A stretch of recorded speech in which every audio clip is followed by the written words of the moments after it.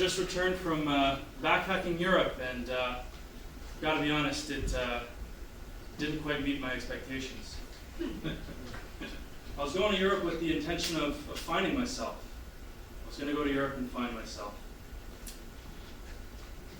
But after months of backpacking, I just never did. All of my problems and insecurities came with me to Europe because my problems are in my head. And that is attached to my body. It's not attached to my body in the same way as like an arm or a leg either, which if I were to lose, I could feasibly, adapt and move on with my life. If you lose your head, there's a far worse fate. You might end up running your own one-man show at Fringe. People try to reassure you, they say, oh, don't worry, your problems are just in your head. Like, what the fuck? That holds my brain. That's where my personality is, and it's a tool that I use to make sense of the world. That is the source of all of my problems. That is a terrifying prospect. So when I realized I was going to have to be more realistic with how I managed my problems, I wrote this song making fun of myself called Blow Up Dinghy. Would you guys like to hear it? Yeah! It's all my belongings in here. I play it on the guitar, if that's cool.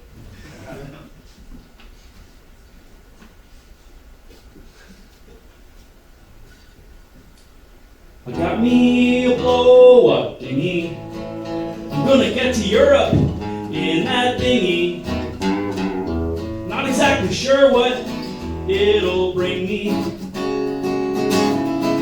but when I get there, things will be better. I packed a peanut butter and jelly sandwich, which should fill up my belly getting over the Atlantic. I need to get ready, cause right now my life ain't so fantastic. But when I get to Europe, things will be better. Oh, Europe sounds like a fantasy. People being who they're meant to be. That's the kind of land for me. So I got me this blow-up thingy. All aboard. We're going to Europe, everyone. Life is perfect there. People are happy all the time. You ever met a European? They're probably pretty happy, right? Because when I get to Europe, well, things are going to be so much better. Oh, there's no need to worry. I got things to keep me entertained for the journey, which I can jettison in case of an emergency. It's no concern to me, because when I get there, things will be better. Europe is such fantasy. People being who they're meant to be. That's the kind of land for me. That's why I got me this blow-up thingy. Oh, I got me a blow-up thingy. Gonna get to Europe in that thingy. I'm not exactly sure what it'll bring me. But when I get there, things will be better. When I get there, things will be better. When I get there, things will be better.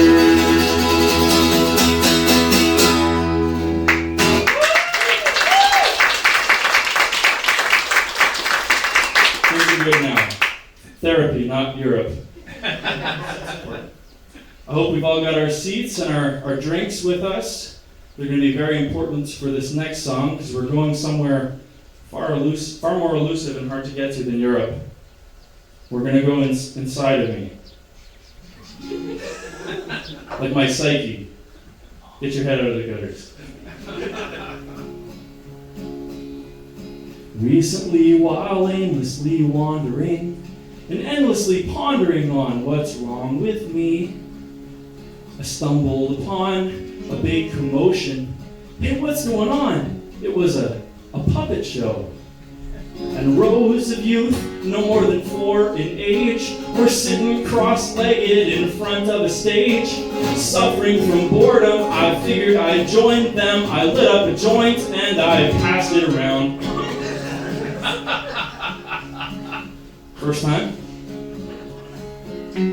The show was terrific. There were anthropomorphic animal puppets doing silly voices. The story straightforward had conflict and quarrels and tear-jerking moments which taught us good morals. And though I was not its intended demographic, I couldn't help but clap along and laugh with it. I was like a kid. I'm not afraid to admit that I loved it. I said, fuck it, I'm gonna make me some puppets. Hey, watch the profanity! There's children here, can't you see? Don't be mad at me, I just found my destiny. I ransacked my closet for useful material, found a shirt I hadn't worn since attending the funeral. I sure hope no one in my family dies soon, 'cause I don't want to have to get another shirt.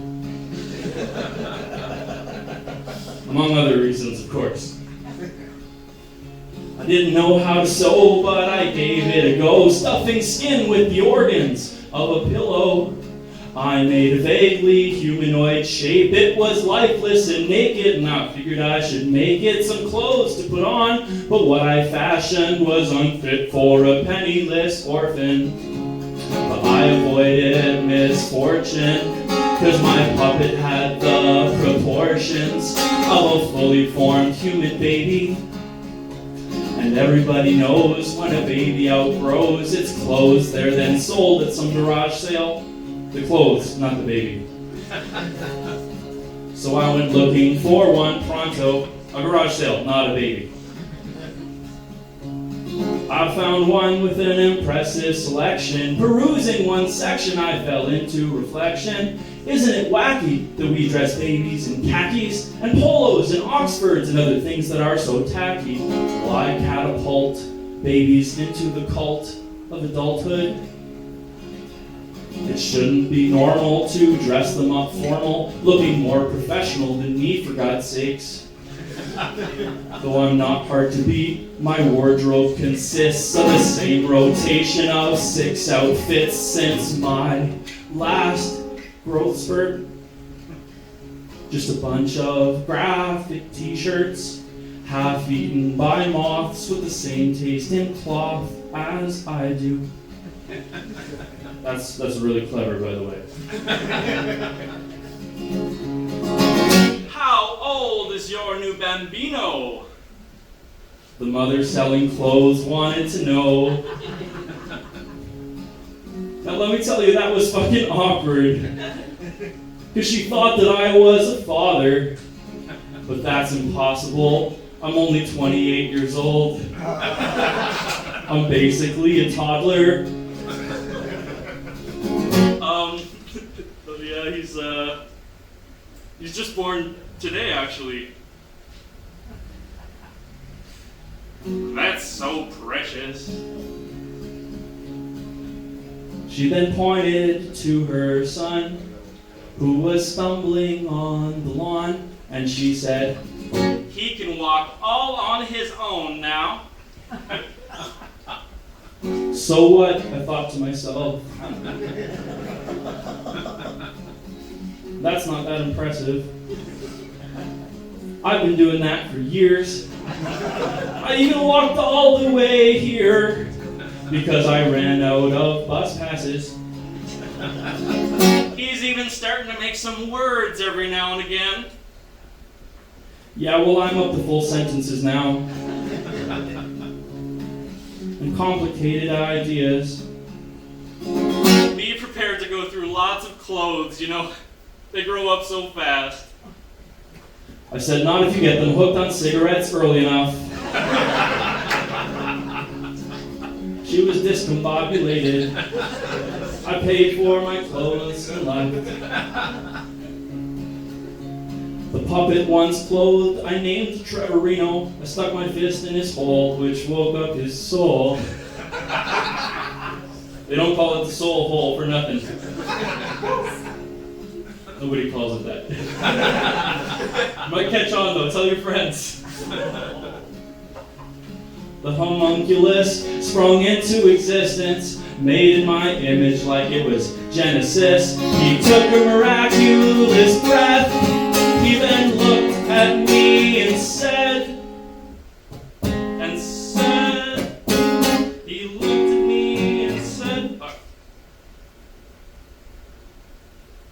actually, you know who might remember what he said is Trevor himself. Do you guys want to meet him? Yeah. All right, let's get a drum roll for Trevor.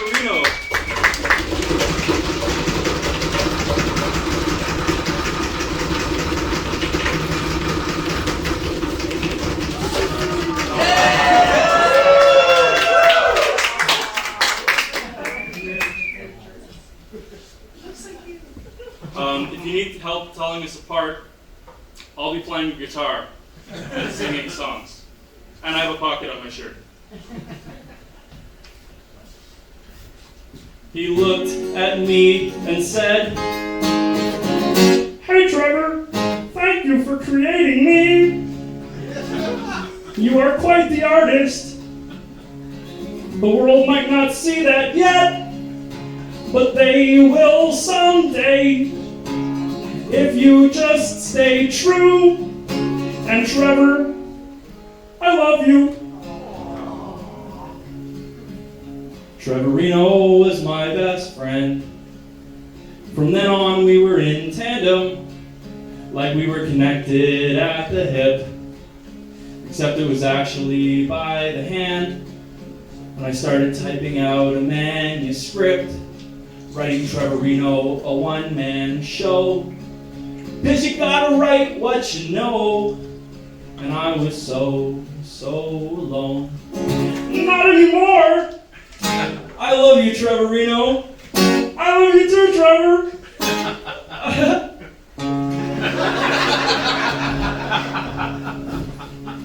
We practiced ventriloquy, rehearsing for his big soliloquy. Who's that sexy man on the stage? Who said that? Come see me after the show.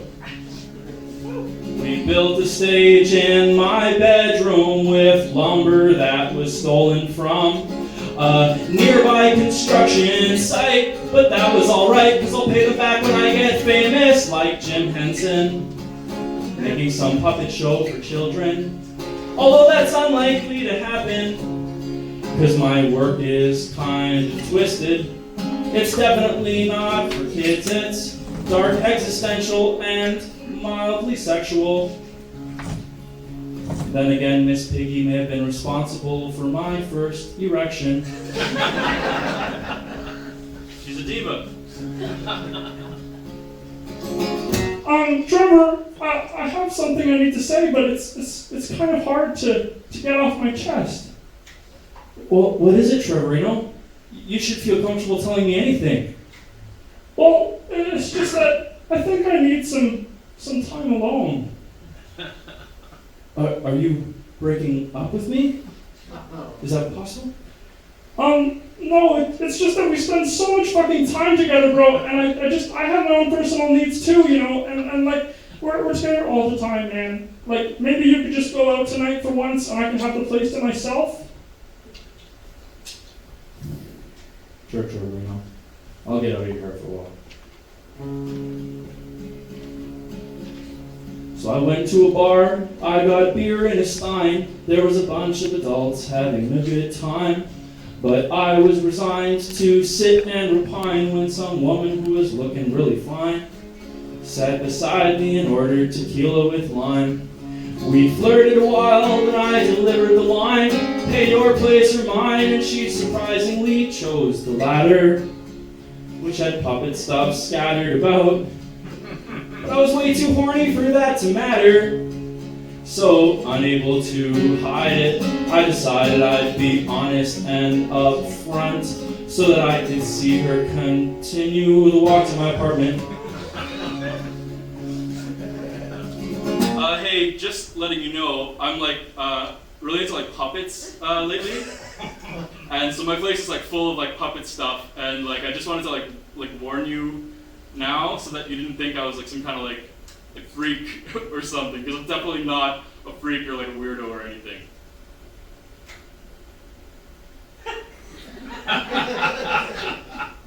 Okay, maybe a little bit. Puppeteering?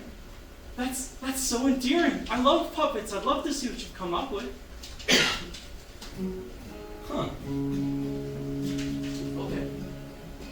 At home, I woke up Trevorino. We did our performance before our first audience. She was thoroughly engaged. Right about halfway through, she jumped over the stage, breaking the fourth wall and some lamps. And we got into romance, and I felt like a man. And we brought a whole new meaning to the term finger puppets. Though I suppose you could argue that it was Trevorino performing cunnilingus. Licking his tongue over the clitoris. When I do it, it's usually pretty hit or miss. But Trevorino was a pro, bringing her to multiple climaxes. In the morning she still hung around. She said it was pretty cool that I had found something that I was passionate about, and that the puppet was really fun and creative, and that I should live in a way that makes me happy. I looked deep into her eyes, and that's when I realized that she was fucking crazy. She was maladjusted, not to be trusted. I need a woman who hates my guts and everything that I stand for. That's what I've been exposed to. Therefore, what I'm supposed to emulate. I need a woman who will set me straight and a woman who will dominate me. Happy wife, happy life. Trevor, if I may just interject, it seems like your lack of self-acceptance is making you push everyone away. You've got to be yourself, man, unapologetically and true. And if people show love and appreciation for that, you got to know that you're worthy of it, because you are, man. You are. Wow, Trevorino, that's so wise. It's like we're cut from the same cloth. No booze? Okay. So I went into reflective solitude and chewed on my disquietude, only to conclude that that little dude was right. So breaking out of my shell, I did some research when I learned about the community theater, where there were freaks like me, some even weirder, but they didn't call themselves freaks, they called themselves actors. And I watched lots of plays, and I made lots of friends, and eventually I got a chance to put on my show with Trevorino at the local recreation center. There was a pit in my stomach as people entered, but when the house lights dimmed, I got on stage with him, and we did our show. And people found it strange, worrisome, and deranged, but I wouldn't have changed a thing, because I was finally being me. And that's all you can ask for, so long as you're not harming a bunch of people. Trevor, you've got this, man.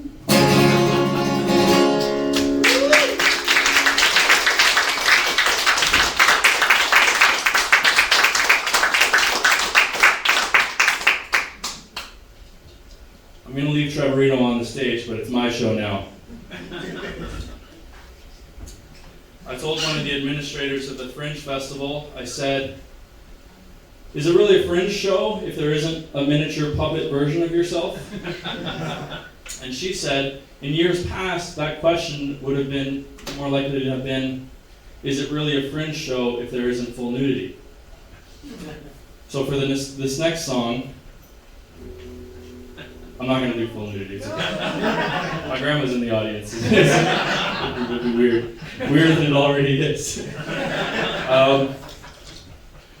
We're gonna do a sing-along though, and it's a lullaby to try to bring up the energy a little bit.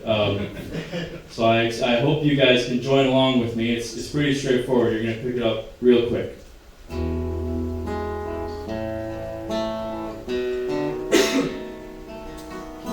Go to sleep, darling. Don't you worry about the monsters under your bed. That's it. Go to sleep, darling. Don't you worry about the monsters under your bed. I can't hear you. Go to sleep, darling. Don't you worry about the monsters under your bed. 'Cause they're not real. Instead, you should worry about the parasites trying to crawl into your head.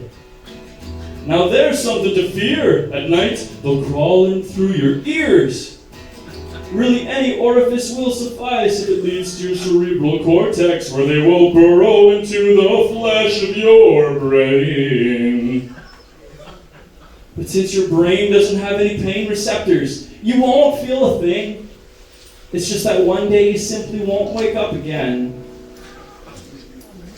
So go to sleep, darling. Don't you worry about the monsters under your bed. Go to sleep, darling, darling. Don't you worry about the monsters under your bed. 'Cause they're not real. It's those parasites you gotta watch out for. And no, there's no way to prevent them. So there's really no real reason to worry about them. Sleep is something that we need. Even if it puts us into a state of utmost vulnerability, unconscious and susceptible to whatever scurries in the darkness. So go to sleep, darling. Don't you worry about the monsters under your bed. Go to sleep, darling, darling. Don't you worry about the monsters under your bed. One more time. Go to sleep, darling. Don't you worry about the monsters under your bed. 'Cause they're not real, but sleep deprivation is. And it's even worse than what the parasites will do. And I hope that reassures you.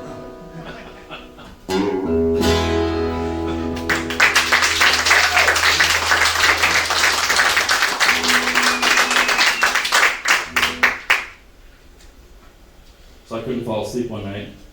I was tossing and turning, and so I turned on the television, and there was this program on it called the 11 o'clock news. I'm not sure if you guys are familiar with the program, but it's not the easiest thing to fall asleep to. It's like going to bed with a horror movie on. And so there was this guy in the news, and he was some kind of leader. I can't remember if it was the Prime Minister or the Pope. Could have been the coach of the Habs. I was pretty groggy. And he was telling people to do something, and people just went along and did it. And the problem was that what he told them to do, frankly, was pretty stupid. And I saw that, I was like, this is pretty dumb. I don't know why people are just going along with it and doing it. And I was thinking about that. I'm like, how come I see something that's so stupid, but everybody is just going along with it? And the conclusion that I came to was this. I'm the smartest person who ever lived. I'm the smartest person who ever lived. Everyone else is an idiot. Not you guys. You guys are really smart. Don't turn on me. But I'm the smartest person who ever lived. This place would be utopia if I had the reins, or if our current leaders had only half my brains. The world would be free from suffering if people just shut the fuck up and listen to what I'm saying, cause I'm the smartest person who ever lived. I'm the smartest person who ever lived. Everyone else is an idiot, not you guys. But I'm the smartest person who ever lived. So I slept soundly that night, and the next day I got up to have some coffee with a friend in the Mile End. And I met up with them and I said, hey, did you see the news last night? And they said, yeah. I said, did you hear what that guy said? I'm very specific with how I refer to things. They said, yeah, I did. And I said, what stupidity, right? What lunacy, what idiocy, it was just dumb assery, right? And they said, well, I don't know. What would you have told people to do? Ooh. I didn't get to that part. And I was thinking about it, and I'm like, man, if I'm the smartest person who ever lived, you'd think that coming up with a solution would be pretty simple, but I couldn't think of anything. And I was thinking about it, and I was starting to obsess over it, and I went home and I couldn't stop thinking about it, and I'm like, why can't I come up with anything? And the conclusion that I came to was this. I'm the dumbest person who ever lived. I've got the cognitive ability of a jellyfish. I'm an nincompoop, know nothing, ignoramus. Oh, I'm the dumbest person who ever lived. I want to be an actively engaged citizen, but when I peruse the papers, none of it makes sense. This tears away at my confidence, and I begin to question my intelligence, cause I'm the dumbest person who ever lived. I don't have a whit of self-reliance. I need absolute thought processing, the governance, cause I'm the dumbest person who ever lived. But then I come up with an idea, and I'm the smartest person who ever lived. And then someone says, that's fucking stupid, and I'm the dumbest person who ever lived. I'm the smartest person, I'm the dumbest person, I'm the smartest person, I'm the dumbest person. I'm just like everyone else.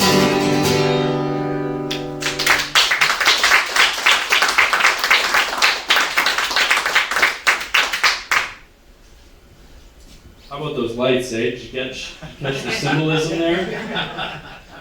Can we take a moment to show some appreciation to our technician, Connor?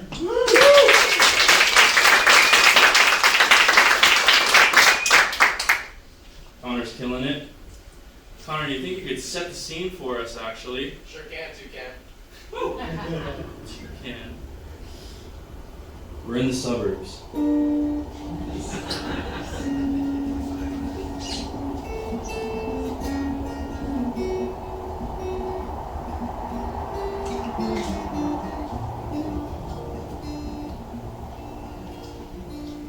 It's a blizzard on Boxing Day, you're stranded in your bedroom, which became a home gym when you moved away so your parents could forget you.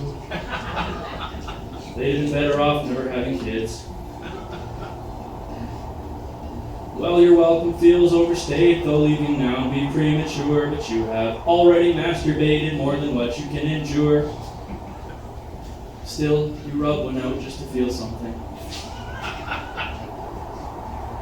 Eventually, you walk out the door to face your parents in the kitchen, and it's never too early in the morning for your mother to start bitching. Never too early for her bitching. She says, by the way, there's still a box of your things inside the closet. Don't you know our house is not some place for your safety deposit? Figure out what you're gonna do with it, please. Don't make me ask again.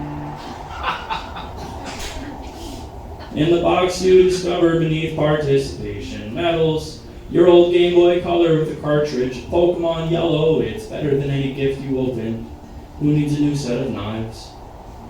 Just someone planning a stabbing spree, that's who. But its batteries are dead like your dreams and your grandparents. So you...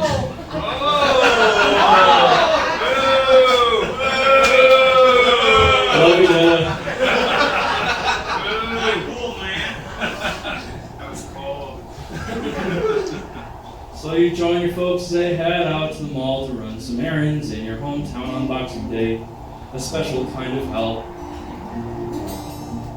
You park at the mall and face the inclement sight of a cold and dry squall, a frantic flurry of white. But I'm not talking about the blizzard. I'm talking about the clientele. Not a whole lot of diversity there. A lot of white folks.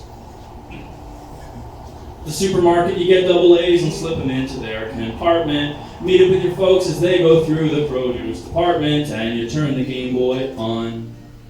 Well, you start to play the game when your mom bumps into a friend. You bow your head down in shame when she says, "Look how big you've gotten. I remember when you were just this little. I would babysit you, give you bubble baths." Then she looks towards your crotch and laughs. Ha ha ha ha ha. Just a little tiny baby dick. In my defense, I was a baby. Well, this puts you in a bad mood, but you try not to take offense at what could only be construed as infantilizing comments. But it's hard to be a dignified adult while sitting in a grocery cart playing Game Boy. And you go back to playing your Game Boy.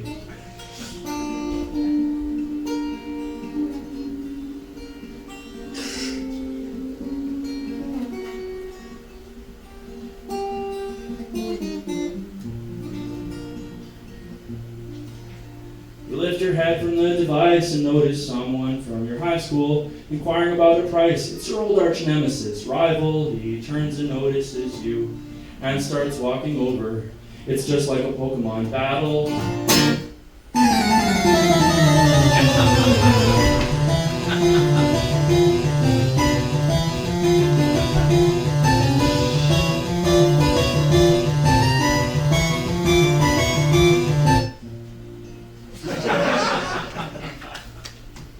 He says, "Hey, how's it going?"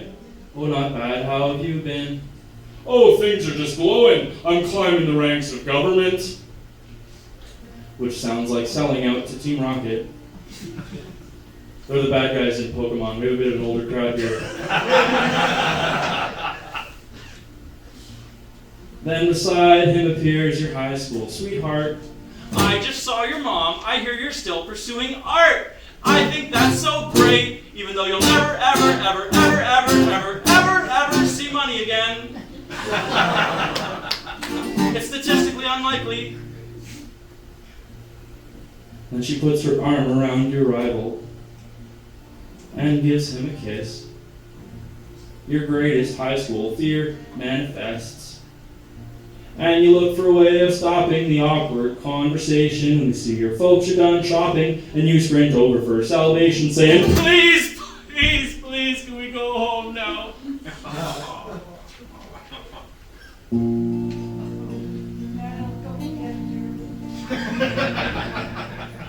Thanks, man.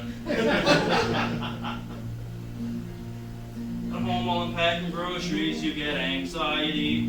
Say, "Mom and Dad, I'm sorry, I need to head back to the city. Could you bring me to the train station?" "Sure, whatever you say, son." On the train, you play Game Boy a while, make it to the Elite Four, when some annoying little child starts looking over your shoulder. "What game are you playing, mister?" It's Pokemon Yellow. "Can I try?" You hand the child your Game Boy. "Just keep it, kid." In the city, the stores are closed, but you don't have much to eat. While unpacking, you find your folks stashed your food secretly, some tofu and zucchini. You unbox your new set of knives. Chop up the tofu and zucchini. Then you call up your parents. You say, "Made it home safely. Thanks for the tofu and zucchini." Also, Merry Christmas. I'm sorry I'm such a big mess, but I love you both so much. Bravo!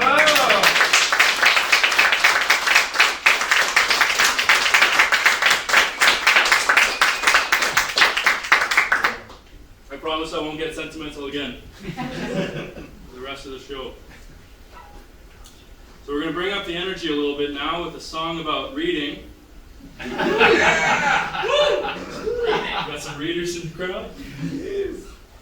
So reading, for those of you who don't know, is this thing that people used to do before TikTok.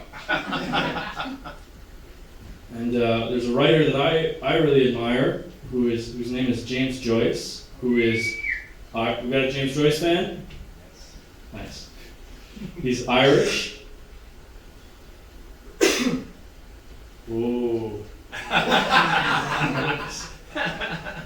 And he once said, oh. That's how Irish people typically start their sentences.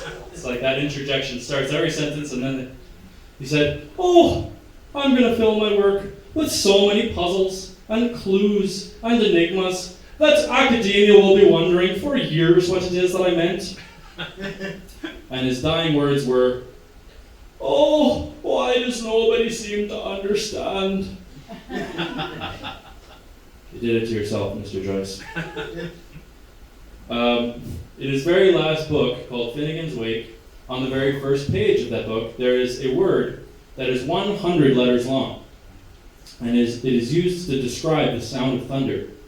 And so this is a song about James Joyce and about the word, titled The James Joyce Song. Enjoy.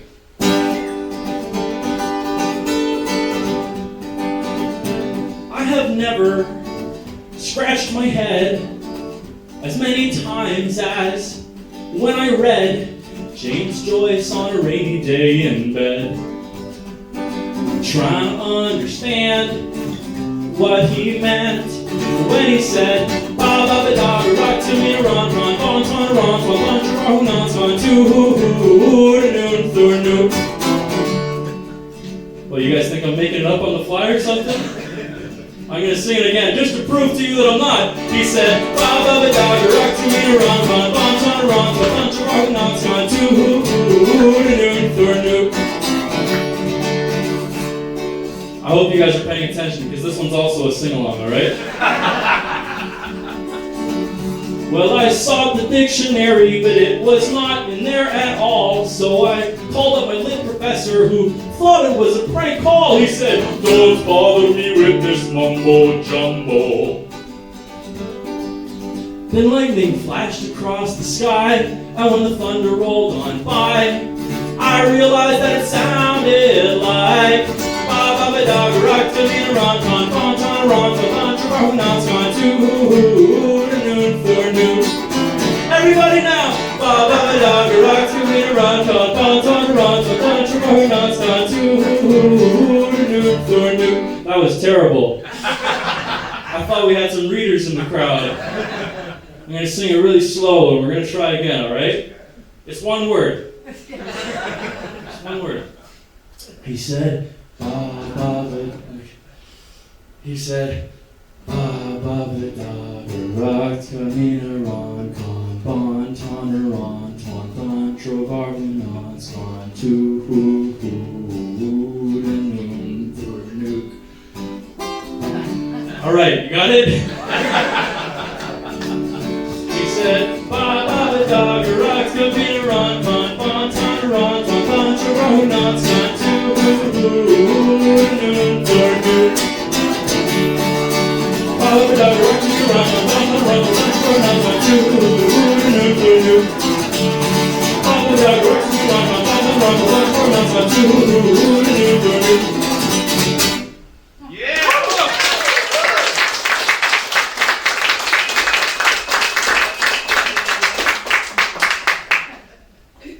So that was a song about reading. Reading can be fun. So right now is the Fringe Festival, very beautiful festival with a lot of different art from all different people and perspectives, and I implore you to check out as many shows as you can. Right now at Fringe Park, which is on the corner of Saint Laurent and Rachel. Thank you. I'm there every day and I still don't know the cross street. If you go there, you'll see all of the posters for the festival all along the fence, and it's quite visually striking. I got to make a poster with my big fat head on it and put it all through the city, which you would think would be a non-event, you just put posters up, but it was actually quite eventful. So I'm going to share with you guys a song about putting posters up for the Fringe Festival. It's titled Telephone Pole.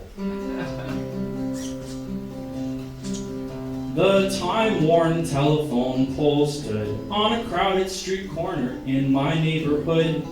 Among faded flyers stapled to the wood was the ideal place where I figured I could advertise my upcoming show. With my poster rolled up like a scroll, I strolled over to the telephone pole. But stopping me from accomplishing my goal was the fact that the pole was covered whole. There was flyers of events happening in town. One of a lost dog which still hadn't been found. Figured if by now it wasn't in a pound, it probably got run over, starved, or drowned. And so I covered the poster of that dog.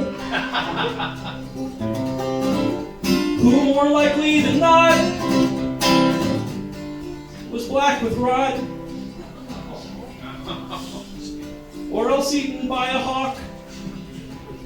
Yes, a chihuahua is small enough to get eaten by a hawk. The next morning, while walking around the block by the telephone pole, there was a bunch of people flocked. I stopped by to hear the small talk, but what I saw left me in complete and utter shock. My flyer had already been covered.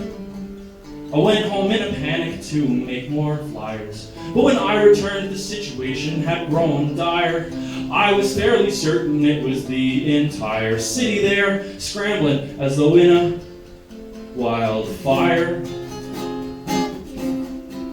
In a big frenzy, people stampeded over one another to get to the pole, but what they'd post would instantly get covered, so I figured why even bother.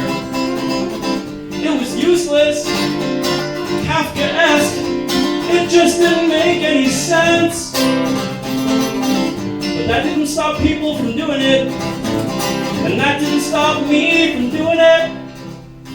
By the way, please follow my Instagram. It's Trevor Zewski.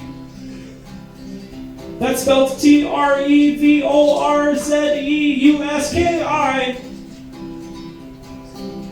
You know, I'm getting pretty popular on Instagram now. My profile is the first profile that populates when you only just put in the letters TrevorZeuski. Step aside, Trevor Zusko.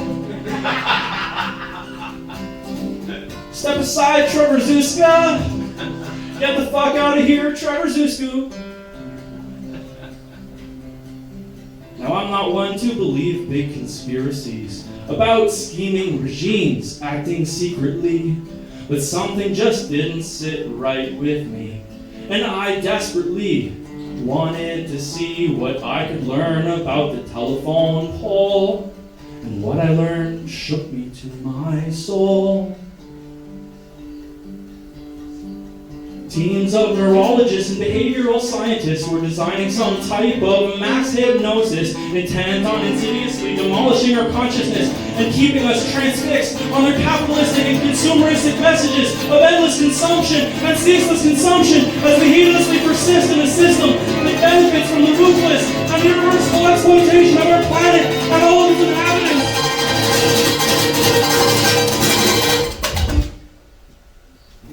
And so I went to go spread the knowledge. Equipped with a song, I pushed through the band of rabid posters ready to make a stand. But my performance just didn't land, and they started driving staples right through my hands. I was being crucified. With staples in my flesh, I couldn't put up a fight. Flyers covered my face, depriving me of sight. Damnation to a world devoid of light. And I shook in fright.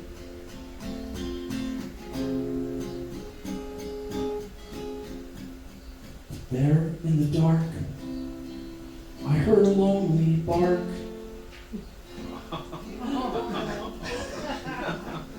It was the lost dog, alive and well. And there we were, just two lost souls, buried by the flyers of the telephone pole. Woof, woof.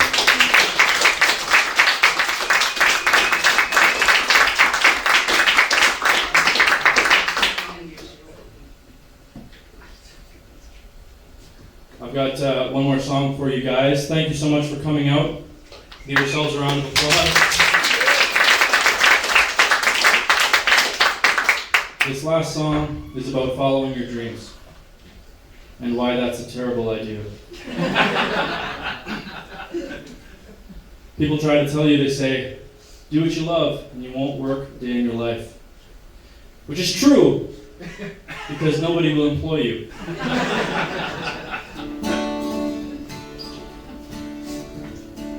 I had a show and I bombed.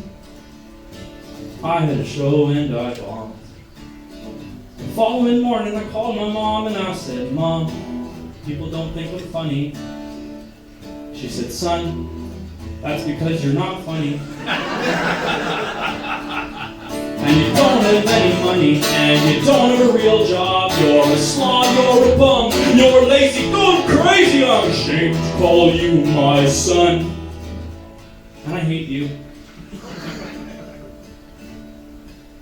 Then I had a show and I tanked. I had a show and I tanked. I went out for a smoke with my friend Frank, and Frank said, hey, you know, there's an opening in my bank and you should consider it. Frankly, if you don't, I would think that you're an idiot. Cause this stuff ain't going nowhere but poverty and despair. When you're on the street, I won't offer sympathy, because you will have deserved it. Ask yourself if these cheap one-liners are worth it, man. Thanks, Frank. Then I had a show and I flopped. I had a show and I flopped. Had this creeping feeling that I should stop pursuing this stupid fucking dream, which does nothing but drop my self-esteem. Cause you'd think I must enjoy this degradation in front of an audience, cause otherwise why would I endure public humiliation and then follow that up with a nice long telephone conversation with my mother? Yes, I must be some kind of sick pervert. Then I had a show and I ate shit. I had a show and I ate shit. Decided I'd finally had enough of it. At home I rummaged through a filing cabinet for my CV, which looked pretty pathetic for someone who's 30. I present myself on paper like a delinquent teenager, but Frank must have some major pull at the bank, because somehow he got me an interview. And then Frank said, you got this, man. I went in for my interview. Oh, I went in for my interview. It went just like you'd expect it to. Just two people imitating what people in interviews say. And then she hit me with the old, can you explain this gap on your resume? And I was offended at the nature of the question. I got the impression that what it really meant was that nothing in your life matters unless it somehow pertains to your status of employment. But I told her I pursued my passions and I took great risks. I tried my hand at making my way as an artist, and I was fully engaged at living in the present moment. And she said, I suppose that we all have some things that we should work on. She thought that I was telling her my greatest weakness, as though she were my therapist. Like, I don't even know if I've opened up that much to an actual therapist. And besides, what does a crippling fear of loneliness have to do with my ability to use Microsoft Excel?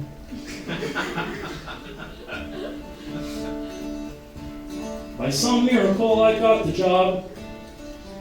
By some miracle, I got the job. I had a celebratory drink with Frank. And when I told my mother about my new job, she said, "I'm proud of you, my son, and I love you." And then she died. And I spoke of interest rates at home. I had food on my plate, and then 15 years past, I looked in the mirror. I was some kind of angry person I hated, and I spiraled into a deep, dark, existential crisis, depression, with suicidal ideation. And when I stopped paying attention to where they fired me, and they quickly succumbed to drugs and alcohol and other feelings inside of me, and I lost my money and savings. And Frank saw me in the street, and he didn't offer me any sympathy. And Frank, what was your sympathy supposed to do for me, man? And Frank, I know you only got me the job because there was a referral bonus that you used to buy a blender for your morning protein shakes. And Frank, if all it was for you was some way to get protein, you should have just killed me at the show you attended, my friend. And eaten me like a cannibal, my friend. You would have saved me a lot of trouble, my friend. But Frank didn't do that. He's way too by the book to kill you and eat you. And down in the dumps, I saw a light shine from the heavens.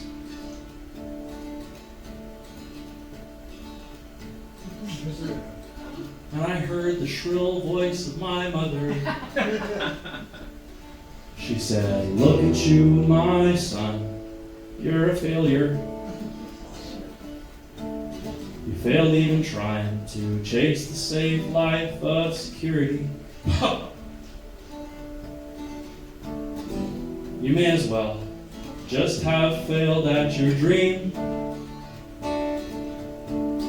I may as well just have failed at my dream." And with nothing left, I figured I'd give another shot at musical comedy. I got a fringe show.